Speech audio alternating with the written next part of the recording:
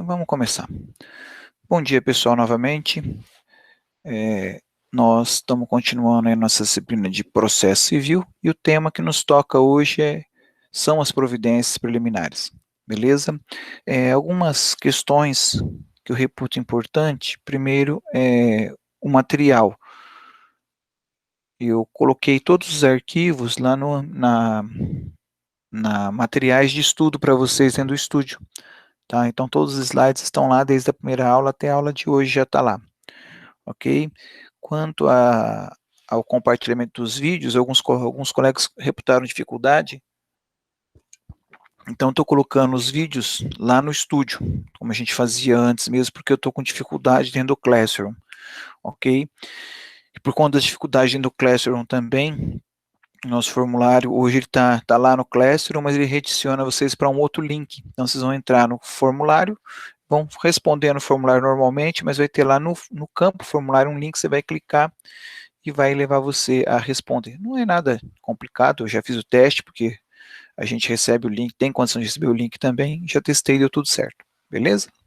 Acho que era isso, o aviso mais importante que eu tinha para a gente começar nossa atividade de hoje. Bom, quando se fala de providência preliminar, pessoal, providências preliminares no plural, né? A gente tem que sempre ter em mente, e eu vou estar sempre trazendo para vocês também esse gráfico aí, que é o andamento do processo, para vocês poderem visualizar certinho em que fase que nós estamos dentro do processo. Perfeito? Então, a fase que nos toca agora é a última, que são as providências preliminares, que elas estão aqui, segundo o nosso gráfico, após a contestação. Nós vamos ver que não é bem assim, tem algumas discrepânciazinhas aqui, mas devagarinho a gente constrói esse raciocínio. Importante começarmos entendendo um conceito de providências preliminares, e ela vem cá, né, dentro do que o professor Humberto Teodoro Júnior traz para nós, são medidas que o juiz eventualmente, destacada a palavra, deve tomar após a resposta do réu, e que se destinam a encerrar a fase postulatória do processo e preparar a fase saneadora. Desde já, eu queria fazer aqui um adendo ao conceito do professor Humberto Teodoro Júnior, que o ideal, o melhor seria que fosse assim, medidas que o juiz eventualmente deve tomar após, né, prazo, após o prazo da resposta do réu. Então a gente puxaria aqui como vocês fazem na prova, né? Faz um traço ali, escreve um pouco mais. Medidas que o juiz eventualmente deve tomar após o prazo da resposta do réu, que se destinam a encerrar a fase postulatória do processo e preparar a fase saneadora. Por que eu inseri, né, essa questão aqui do prazo? Nós vamos ver já nós vamos ver que eu vou ter providências quando ocorre a contestação e providências quando não ocorre a contestação. Então, mesmo que não ocorra a contestação, eu posso ter, eventualmente, isso aqui é importante, uma providência preliminar, ok? Então, a gente diz, a doutrina diz, que as providências não é uma fase obrigatória, vai depender da circunstância do caso concreto. Então, na verdade, nós vamos ver já, eu tenho 4 providências preliminares que eu concentrei 2 em uma só. Então, a impugnação, a contestação, eu tenho 2 tipos, mas eu coloquei num tipo só. Então, vocês vão entender daqui a pouquinho o que é isso, perfeito? Nesse momento, eu quero apenas que vocês tenham em mente essa barra, né, do andamento do processo e essa questão aí do conceito melhorado do professor Humberto Teodoro Júnior, perfeito? Adentrando especificamente a essas providências, a gente tem que primeiro entender qual é o momento, né? O momento está aqui.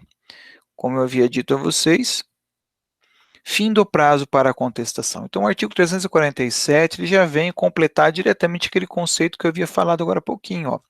Fim do prazo para a contestação, o juiz tomará, conforme o caso concreto, as providências preliminares constantes da seção deste capítulo. Então, pode ser que eu não tenha a contestação. Pode ser que eu tenha uma providência preliminar nesse momento ali, dependendo de qual tenha sido a atitude do nosso réu. Então, agora o juiz vai tomar as providências de acordo com a atitude do réu. Na verdade, quando a gente fala que o juiz vai tomar a providência, o juiz vai determinar as providências. Quem vai ter que fazer alguma coisa, via de regra, é o autor. Mas a gente sempre fala, então, providências preliminares. A primeira delas, então, está ali. Eu chamo ela de especificação de provas. Como que isso acontece? Em quais circunstâncias isso acontece? A gente começa lá no 348. Se o réu não contestar a ação. Então, observe que aqui o legislador já colocou para nós a primeira condição. Tem que ser um processo em que não houve a contestação. Perfeito? E eu vou escrever aqui, né? Então, se eu tenho um processo em que não houve a contestação, nós vamos ter o que? A revelia do réu. Perfeito? O réu ele é considerado revel. E a gente aprendeu na aula passada que isso me traz duas consequências. Né? A primeira consequência é a presunção de veracidade, torna-se verdade aquilo que o autor falou. E a segunda, que é a questão dos prazos processuais. O réu não será mais chamado a participar do processo. Ele pode voltar a hora que ele quiser, mas a gente não vai chamá-lo mais a participar desse nosso processo. Perfeito? Então, primeira circunstância até então, que não haja contestação. Mas o artigo continua. Se o réu não contestar, o juiz verificando a inocorrência dos efeitos da revelia. Então, a gente aprendeu, como eu acabei de mostrar, que quem não contesta, se o réu não contestar, será considerado revel e presume-se verdadeiras alegações de fato formuladas pelo autor. Mas nós também aprendemos que eu tenho circunstâncias em que isso não acontece. A revelia não produz o efeito da presunção de veracidade quando, primeiro, havendo pluralidade de réus, um deles contestou. 2. Direitos indisponíveis. 3. Documentos indispensáveis à propositura da demanda. E 4. Alegações inverossímeis. Verossímeis, tá certo, inverossímeis. Então, nestas 4 circunstâncias, eu não vou ter a presunção de veracidade. Nesses casos, ordenará que o autor especifique as provas que pretenda produzir, se ainda não as tiver indicado. Vamos entender isso aqui, então. Vamos pegar um caso concreto para ficar mais fácil. Pense num processo de investigação de paternidade, que é o exemplo clássico aqui dos direitos indisponíveis. Então, o autor vem, apresenta a petição inicial. É dado prazo ao réu para ele contestar, contraditório, o réu não contesta. Ainda assim, ele será revel, né? Mas, por ser direito indisponível, não terá aplicação dos efeitos da veracidade. Logo, se ele não veio participar do processo, olha que interessante, não significa que ele é pai. O autor vai ter ainda que produzir outras provas para provar que o réu é pai. Que provas o autor vai poder produzir? Todas as provas admitidas em direito, todas elas. Mesmo prova testemunhal. Você pode falar, mas professor, paternidade só se prova com DNA. Perfeito. A única prova realmente com um grau altíssimo de acerto, 99,9% de acerto, é o DNA. Mas isso não quer dizer que não possa ser visto, que não possa ser provada a paternidade por outras formas. Ok? Então, tomem bastante atenção a isso. Eu posso ter a produção de provas, mesmo na investigação de paternidade, de qualquer uma delas. Então, é para isso que serve a providência preliminar. Nesse momento aqui, ó, o juiz determina, então, que o autor especifique, diga para ele como é que ele pretende provar a paternidade do réu. Então, isso são as providências preliminares, perfeito? Mas é muito importante que vocês entendam que tem que ter essas duas condições. Não contestar e a inocorrência da revelia, porque se ocorrer o efeito da revelia, aí é outra coisa, não é providência preliminar, ok? E se ele contestar, é outra providência preliminar, que não é essa especificação de provas, perfeito? Mas eu ainda preciso chamar a atenção de vocês para um outro aspecto. Quando a gente apresentou a petição inicial, eu falei para vocês, está lá no artigo 319, a petição inicial indicará as provas com que o autor pretende provar a veracidade do alegado. Então, na petição inicial, o autor já não falou de prova? Já. E é obrigado a falar, porque se ele não falar na petição inicial, o juiz pode mandar emendar. E se não emenda, leva ao indeferimento. Aí você fala, mas para que fazer a coisa duas vezes? Não estamos fazendo duas vezes. Entenda o seguinte, ó, e se quiser anotar, na petição inicial são provas genéricas. Na petição inicial são provas genéricas. Tanto são genéricas que a gente pode usar aquela frase mágica que eu ensinei a vocês. O autor pretende provar o alegado por todos os meios de prova admitidos em direito. Ponto. Com isso, você indicou as provas para o juiz. Disse tudo, mas não disse absolutamente nada. Perfeito? É uma frase, como eu brinco, sempre uma frase mágica, que você usa ali, preenche o requisito, te ajuda no exame de ordem e vida que segue. Mas, agora, nós estamos no outro momento. Então, mais uma vez, petição inicial, provas genéricas. Especificação de provas, né? Providências preliminares, melhor dizendo. Então, petição inicial, provas genéricas. Providências preliminares, especificação de provas. Detalhamento das provas. Então, lá atrás, eu falei, vou usar todas as provas. Aqui, eu sou obrigado a dizer exatamente quais são as que eu quero usar. Então, agora eu vou colocar exame pericial, agora eu vou colocar depoimento pessoal do réu, agora eu vou colocar prova testemunhal, mas eu já podia ter colocado na petição inicial? Já poderia, tanto que eu ensinei que aquela frase mágica podia ser completada, especialmente pelas provas e detalhando cada uma das provas. Mas não é obrigação naquele momento. A obrigação na petição inicial, insisto, é prova genérica, providência preliminar, detalhamento das provas. Pegaram a ideia, pessoal? Ficou claro isso? Porque às vezes confunde um pouco, né? Eu já falei de petição inicial com provas e agora provas outra vez? Lá era geral, aqui é específico. Como que fica o nosso procedimento, então, só para a gente entender? Né, nós tivemos lá para trás, eu tirei, só comecei com a audiência de conciliação, prazo de 15 dias, sem a contestação,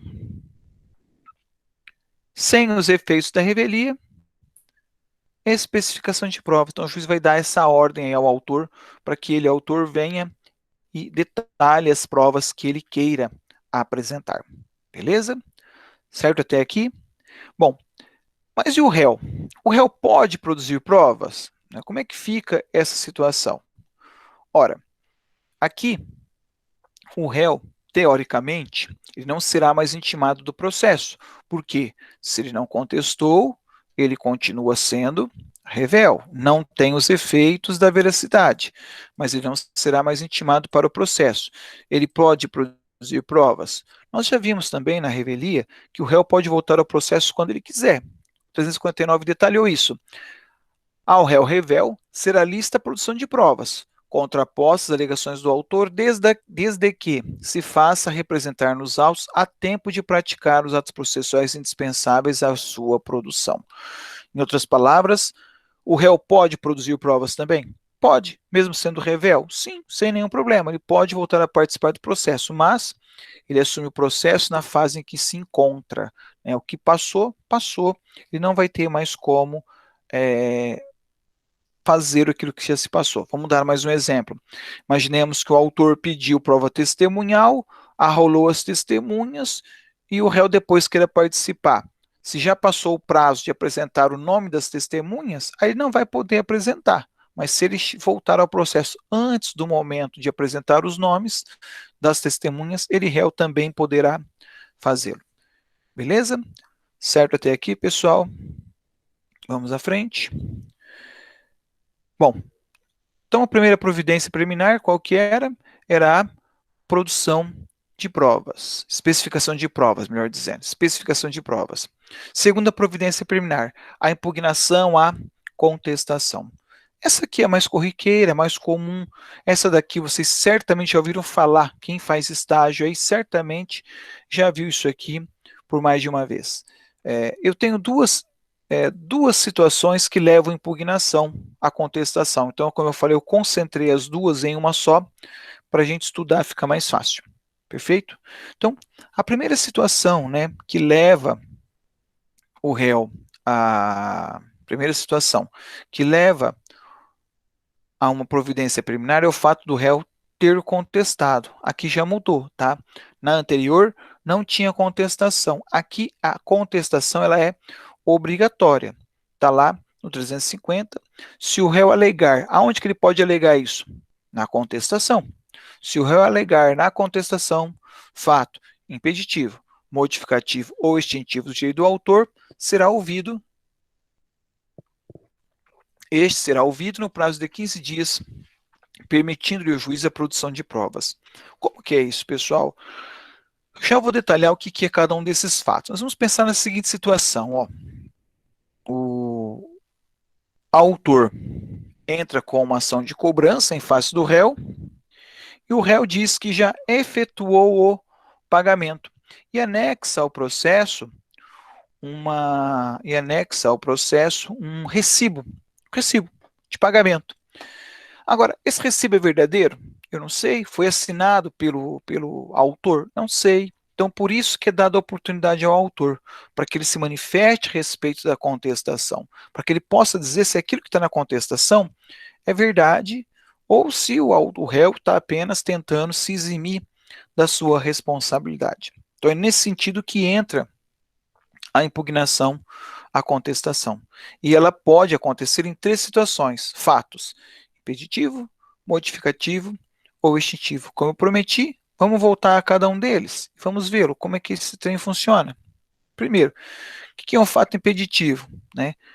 Impeditivo porque obsta um ou algum dos efeitos que naturalmente ocorreriam na relação jurídica. Exemplo, na ação de cobrança, um vício de vontade no contrato celebrado entre as partes. Vamos pegar uma coisa mais simples.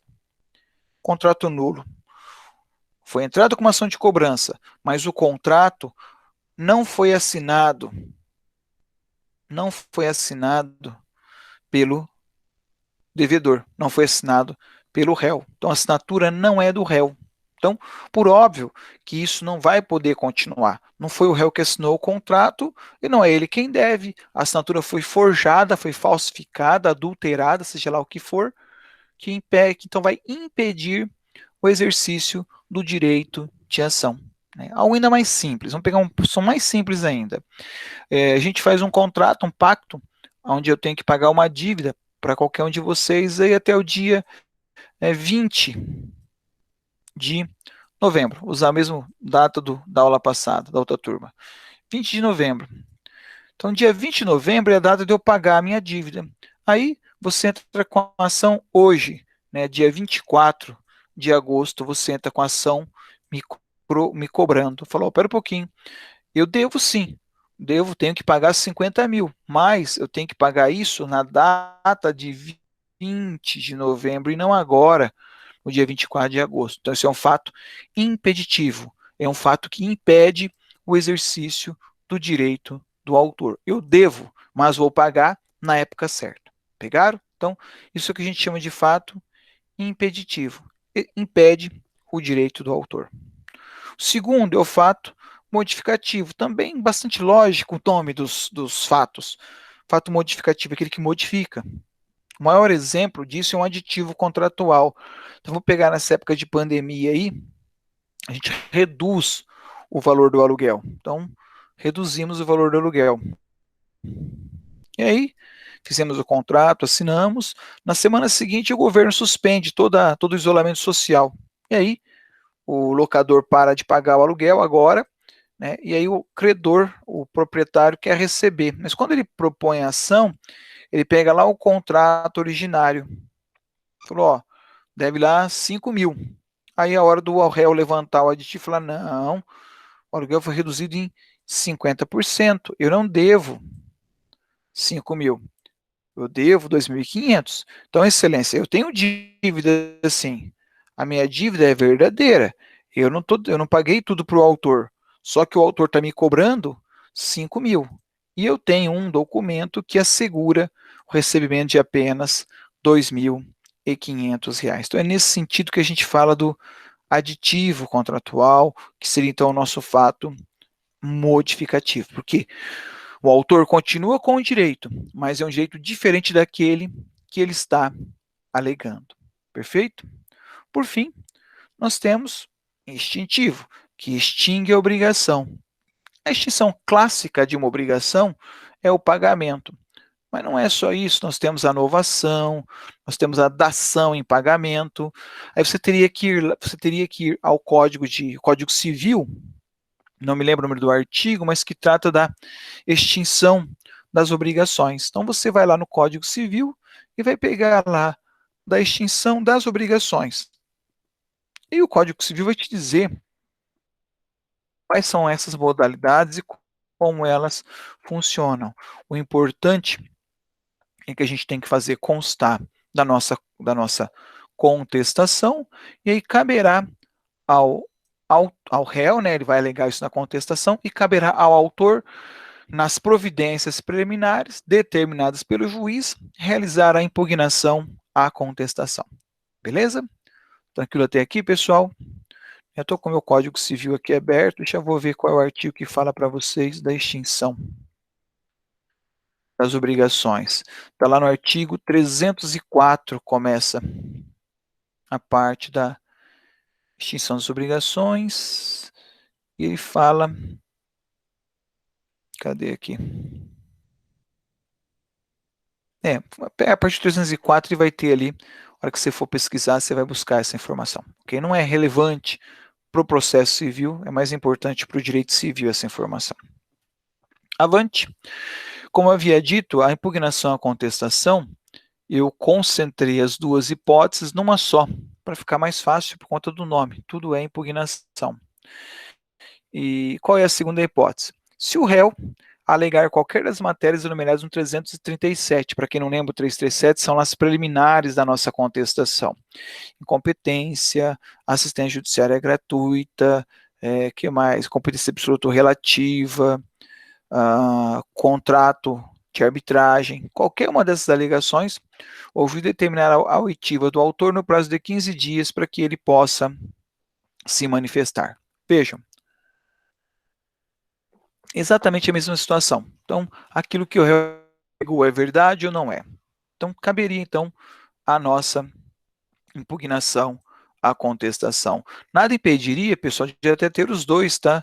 Ele alega lá um fato impeditivo, mais algumas preliminares. Não haveria nada de errado, é o que chamamos de impugnação à contestação, ok? Dentro do nosso esquema, então, tá lá, da forma que veio até agora, é o mais comum, né, essa linha processual nossa, sempre terá, digamos assim, as hipóteses de maior incidência dentro do processo civil. Então, a emenda da inicial, não coloquei aqui, eu vou direto para a citação, porque, via de regra, o processo não é emendado, ok? Então, continuando na nossa lógica aqui, ó, prazo da resposta, contestação, depois da contestação, então eu tenho a impugnação, a contestação elaborada pelo nosso autor. Perfeito? Então, primeira preliminar qualquer, primeira providência preliminar, especificação de provas. Segunda é a impugnação à contestação. E já vamos para a terceira providência preliminar, que é a questão de vícios do processo, né, que são as irregularidades sanáveis. Como que a lei trata disso? 352. Verificando o juiz, né, verificando a existência de irregularidades ou de vícios sanáveis, ou o juiz determinar sua correção no prazo em prazo nunca superior a 30 dias. Então, ele pode determinar que se corrija. Corrigir o quê? Faltou lá algum item da petição inicial que o réu não viu na contestação, faltou a procuração das partes. Então, é aquele viciozinho que ocorreu no processo, que dá para corrigir, que não vai influenciar no procedimento, que o juiz, então, vai determinar que, desde já, as partes, né, basicamente o autor, mas vai determinar que as partes corrijam. Então, está em providências preliminares, mas fica aí a minha observação. Pode ser que essas irregularidades sejam tanto do autor quanto do réu, tá? Não é só o autor aqui que vai fazer essa correção de falha de processo. Via de regra é o autor, porque foi quem mais apresentou documentos, enfim, mas as irregularidades sanáveis podem ser tanto do autor quanto do réu, não há nenhum problema. Professor, pode acontecer de ter os três? Pode acontecer de ter fato impeditivo, modificativo ou extintivo, pode ter preliminar e pode até ter irregularidades que caberá ao nosso querido e amado autor ou réu regularizar. Me ocorre também agora que mesmo lá na especificação de provas, além de mandar o autor especificar provas, o juiz também pode mandar que ele proceda à correção de alguma irregularidade, ok? Vamos verificar no nosso gráfico como é que isso aí fica.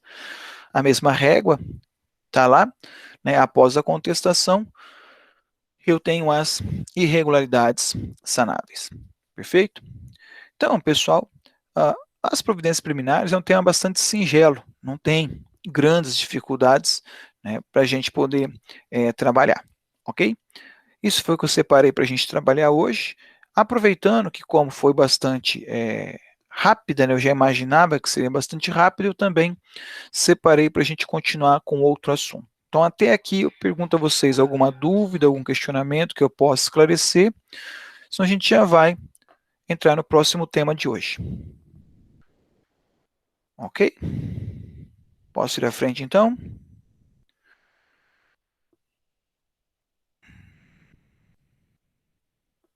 Você entrou no chat aqui alguém? Deixa eu ver. O computador sumiu vocês aqui dele. Já vou achá-los.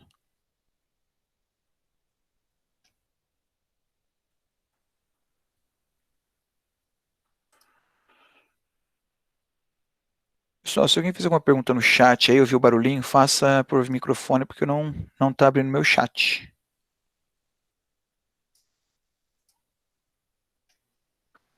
Alô? Abri aqui, achei. Deixa eu ver aqui. Professor, existem 3 momentos para a correção do processo.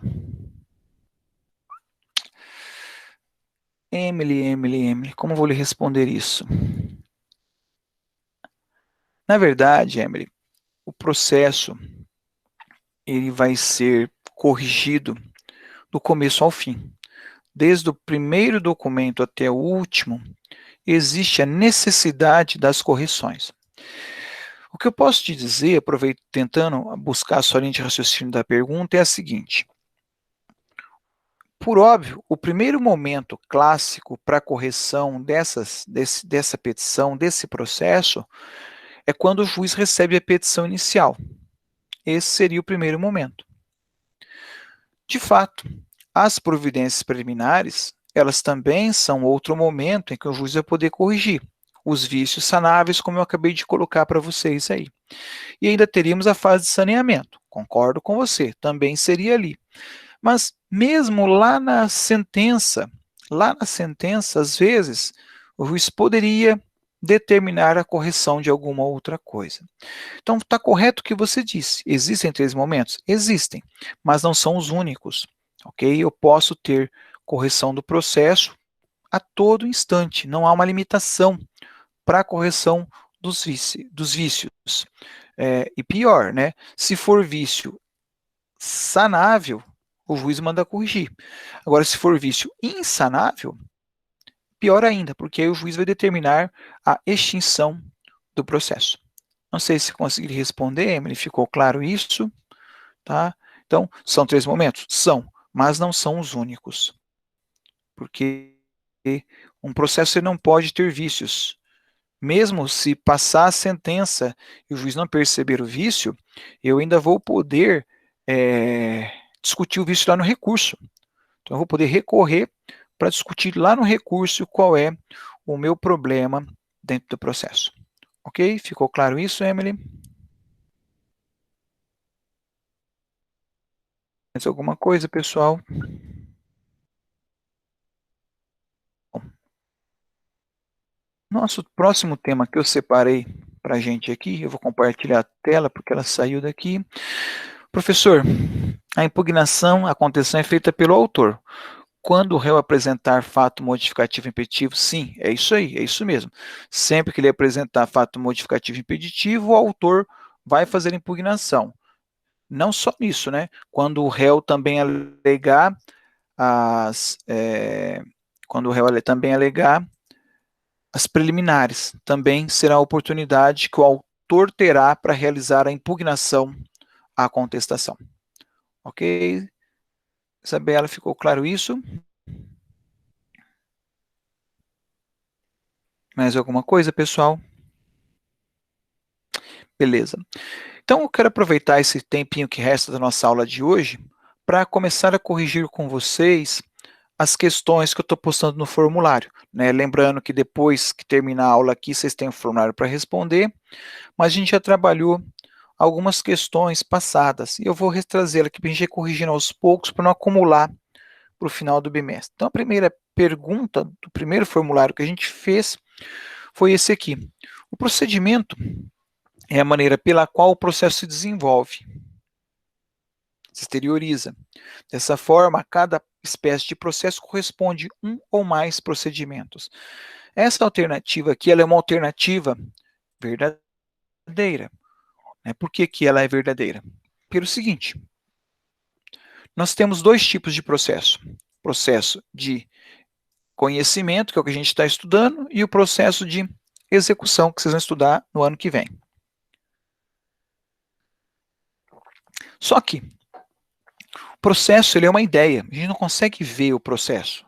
A gente só consegue enxergar o processo despejo, processo de despejo. Eu só consigo ver o processo de despejo quando a gente tem uma petição inicial, quando eu tenho uma contestação. Então, é correto dizer que o procedimento é que exterioriza o processo. É correto afirmar isso. Mas também é correto dizer que para cada tipo de processo eu vou ter vários procedimentos. A gente aprendeu que eu tenho juizado especial civil, lá nas leis especiais, mandado de segurança, ação civil pública, a gente aprendeu que temos vários tipos de procedimentos fora da lei, ou melhor, fora do Código de Processo Civil, criados por lei. Agora, quando não tem a lei, a gente viu que o processo de conhecimento comum ordinário, que é esse que a gente está vendo aqui, ele é residual. Eu excluo os outros procedimentos para depois poder utilizar o nosso procedimento comum ordinário. Então, todo o procedimento comum ordinário só acontece porque os demais foram excluídos. Perfeito? Tranquilo até aqui? Segunda pergunta. Ao processo de conhecimento corresponde o processo comum, aplicado a todas as causas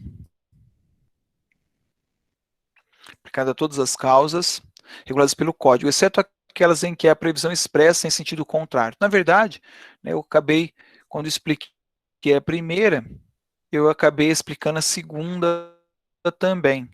Né? Então, você tem essa questão aí, que você vai ter na lei regulando determinadas condutas e eu vou ter o código. Né? Então, prevalece sempre a lei. Por exemplo, o juizado especial civil tem condições específicas, até 40 salários mínimos. Que procedimento eu uso? Juizado especial civil, é o que a lei determinou.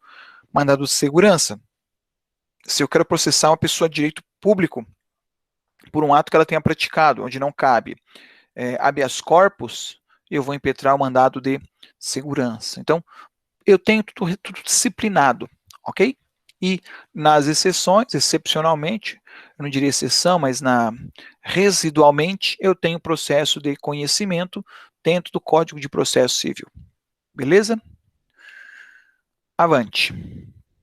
Se houver erro na indicação e a demanda foi proposta perante o juízo incompetente, nem por isso a inicial será indeferida, mas remetida ao juízo competente.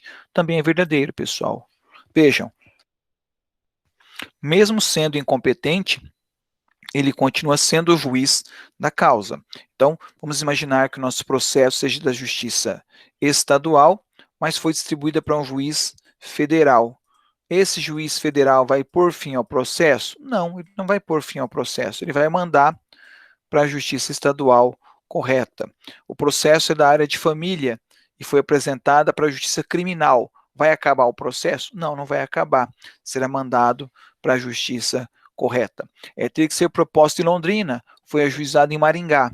Ainda assim, não vai acabar o processo. É possível corrigir, ok? Então, ela é remetida ao juízo competente. Por isso aqui também é verdadeiro. Beleza? O que efetivamente vincula o juiz é a descrição dos fatos, e não os fundamentos jurídicos, pois ele conhece o direito e deve aplicá-lo corretamente, ainda que tenha havido equívoco na sua indicação. Correto, pessoal. Mesmo que o autor cite a lei errada, cite a doutrina errada, ainda assim o juiz vai poder conhecer do direito.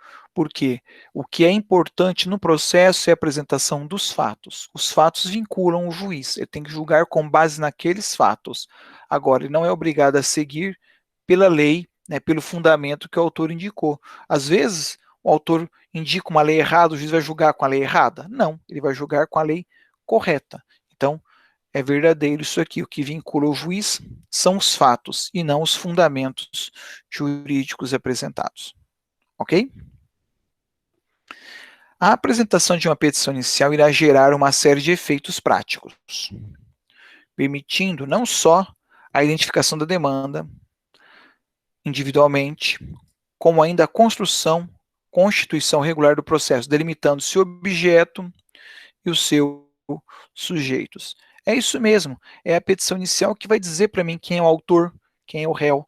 É a petição inicial que vai dizer para mim qual é o objeto do processo. É a petição inicial que vai me indicar, né, me dizer se é um despejo, se é uma ação de cobrança, se é um divórcio, se é uma investigação de paternidade. Daí a importância que nós temos da nossa petição inicial ser feita de forma correta, porque ela é realmente um divisor de águas. Porque é a partir dela que o processo vai ter início para poder chegar até a nossa sentença. Bom, e aí a gente continua no nosso próximo questionário. Também fala de petição inicial, mas agora a gente se preocupa mais com o despacho dessa petição inicial. Então, a primeira questão era: o juiz tem a obrigação de analisar com cuidado a petição inicial. Portanto, se determina citação, significa que o processo não possui, ao menos até aquele momento, nenhum vício. E caso haja, o juiz não poderá mais reconhecê-lo, pois determinou a citação. Que acontece? Isso aqui é bem a pergunta que eu respondi para Emily agora há pouco. Né? Cadê a pergunta da Emily aqui? Existem 3 momentos para correção? Veja, Emily, aqui está certinho a resposta que eu dei para você. Ó. O juiz tem a obrigação de analisar com cuidado a petição inicial. Correto. Tá? Se determinou a citação, significa que não possui, ao menos naquele momento, nenhum vício? Falso.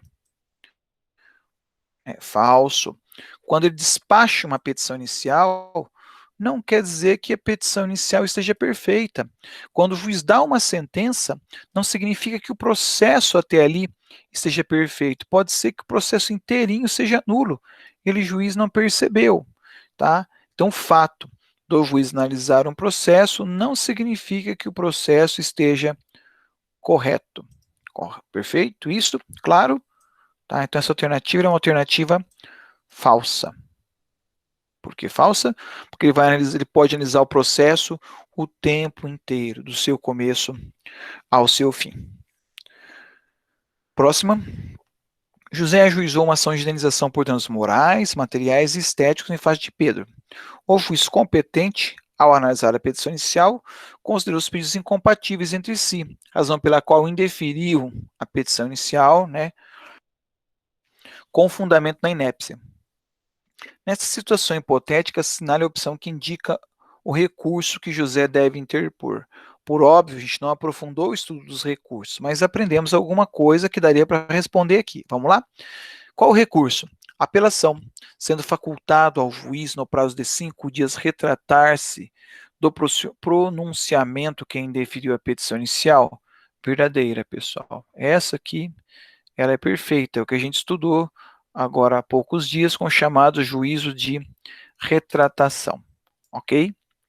Bom, quando a gente está falando de questão de múltipla escolha, eu sempre oriento a vocês a nunca marcar de primeiro aquela que você acha certa, porque às vezes pode ter outra mais certa ainda. Então vamos checar as demais alternativas. Recurso de apelação, sendo os autos diretamente remetidos ao Tribunal de Justiça após a citação de Pedro para apresentação de contrarrazões? Vimos que não. A gente estudou que quando nós temos o indeferimento da petição inicial, a retratação ela é importante naquele momento. Então, o processo não vai diretamente para o Tribunal de Justiça. Tá? A gente aprendeu isso. C. A apelação, sendo que o recurso será a mesma coisa, ó, diretamente remetido ao Tribunal de Justiça, sem necessidade de citação do réu para apresentar contra-razões? Falso. A gente aprendeu que o juiz tem direito ao juízo de retratação. A gente aprendeu isso já. Perfeito? Por fim, o D. Professor, a gente não estudou agravo de instrumento. Realmente, não estudamos. Mas olha como continua. Inexistindo previsão legal de retratação por parte do magistrado.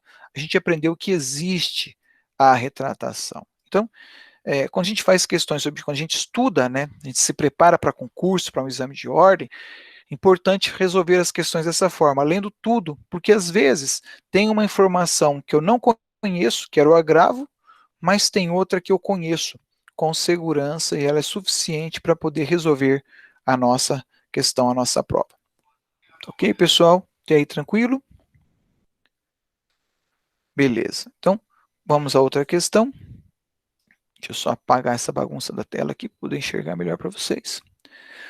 O prazo para a emenda da petição inicial não é preclusivo. Se o autor emendar depois de 15 dias, o juiz receberá a emenda, salvo se tiver indeferida a sentença de indeferimento.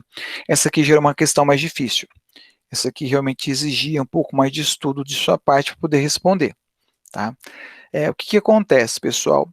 Em outras palavras, o prazo é de 15 dias, mas o réu pode responder, por exemplo, em 20 dias? Veja, pode. Por que pode? Enquanto não houver o indeferimento da sentença, o autor pode corrigir a petição inicial. Desculpa, enquanto não houver um indeferimento por sentença, né? Enquanto não houver um indeferimento por sentença, o autor pode corrigir a petição inicial. Mas por que pode? A lei fala 15 dias, porque não podemos nos esquecer dos princípios. Eu tenho o princípio da economia processual. E esse princípio, ele tem vigor aqui, porque olha só, se o juiz indeferiu a petição inicial porque ela tem um erro, mas ainda não deu a sentença, se o autor corrigir o erro, o processo segue. E se ele tivesse dado a sentença? Bastaria o autor ter corrigido e propor ação de novo. Então, para a gente evitar uma segunda propositura de ação, se não veio sentença ainda, ele pode emendar a petição inicial. Ok? Essa é uma resposta que eu sabia que era bem mais difícil para vocês, mas não era impossível, bastava aí ler um pouco, pensar um pouco, para chegar aí a esse resultado. Ok? Penúltima, se necessário, o juiz poderá determinar, nova emenda, mesmo que o autor já tenha feito uma emenda, ou seja, o juiz pode mandar emendar até que entenda que o processo pode ter seguimento. É isso mesmo, pessoal. Quantas emendas pode ter um processo? Quantas forem necessárias, né? Claro que se houver lá mais que 2, 3, o advogado é muito do incompetente, né? Porque o juiz, quando manda emendar, a gente tem que dizer o que tem que ser emendado. Então, Nunca vi mais do que 2 vezes aí, mas teoricamente, quantas vezes pode ser emendado? Quantas forem necessário. Então não há nada de errado nisso, então essa aqui ela também é verdadeira. Então o juiz pode determinar várias emendas. Perfeito? Última questão desse questionário. O prazo para emenda da petição inicial, 15 dias, não poderá ser prorrogado ou alterado pelo juiz? Pode. Né? O juiz pode alterar esse prazo pela mesma justificativa que a gente viu aqui em cima. Ó. Na verdade, hoje, diferente do Código de 73, o atual Código de 2015, o juiz tem mais flexibilidade para modificação de prazos. É claro que alguns prazos, a gente já viu, ele vai ter que ter a anuência do réu. Mas prazo da emenda da inicial, como ainda o réu nem está participando, ele tem, então, liberdade para ele poder definir se pode ou não pode prorrogar esse prazo. Ok, pessoal? Bom, meus queridos, era isso que eu tinha separado para nós hoje. Né? Se alguém tiver alguma dúvida, estou à disposição. Se não houver dúvidas, eu libero vocês para irem fazer lá o nosso formulário que está disponível para vocês.